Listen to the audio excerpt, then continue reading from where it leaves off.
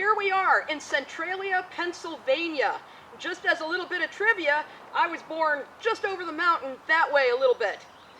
Now, Centralia, Pennsylvania is in the anthracite coal hills. This was a mining town. They began mining anthracite coal back in the mid-1800s. And this town grew to have the population of over 2,700 people. Back when I was a kid, I remember coming to town here, and the streets around me were lined with townhouses and businesses of all sorts. But as you can see, there's no townhouses, no businesses behind me now. So what happened in Centralia? Well, that goes back to 1962 when they were cleaning the local landfill. And one of the ways they were doing that was burning some of the trash. And a coal seam was exposed in that landfill, and the fire ignited the coal. And that fire then started traveling underground along that layer of coal. Now, these kinds of fires, you can stop them if you catch them fast enough, and you can dig out the underground coal fire. Unfortunately, they weren't able to do that, and the fire grew bigger and bigger and started traveling under the city of Centralia. Now, a lot of bad things happen when you have a fire burning underneath your city. First of all, the flames from that coal fire, occasionally you could see them in the hills. I remember seeing some when I was driving by here as a kid.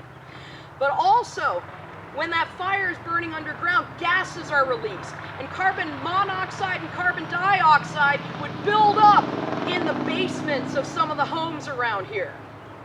Probably the worst thing to happen was back in the early 1980s. There was a kid playing in his backyard, and when coal burns, you lose volume. And so as he's playing in the backyard, he stepped on some ground, and the ground collapsed because there was nothing holding it up. The coal had burned away, and he fell into this basically like fire sinkhole. Now, fortunately, his cousin was with him and managed to pull him out, and he survived. But that made the state of Pennsylvania decide that you really couldn't live in Centralia anymore, and they offered to buy out all of the property owners. Now, most people at that time accepted the offers and moved away. Some did not and continued to live here. And in the early 1990s, the state initiated eminent domain to take over the remaining homes.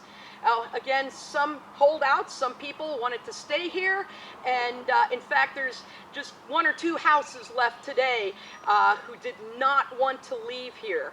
But it's a sad situation when you have these mine fires, these coal fires going on underground. Now, coal fires can happen naturally. Sometimes lightning ignites them. But one thing to remember about them, once they start, if you don't get them put out quickly, they can burn for a long time because they will keep burning until that coal seam is used up. There's a fire north of here in Scranton that's been burning for over 100 years. And there's some coal fires in China that have been burning for over 500 years. How long the fire here in Centralia is going to burn, I don't know. But it's just a strange thing coming back here and seeing abandoned streets in a city that I remember.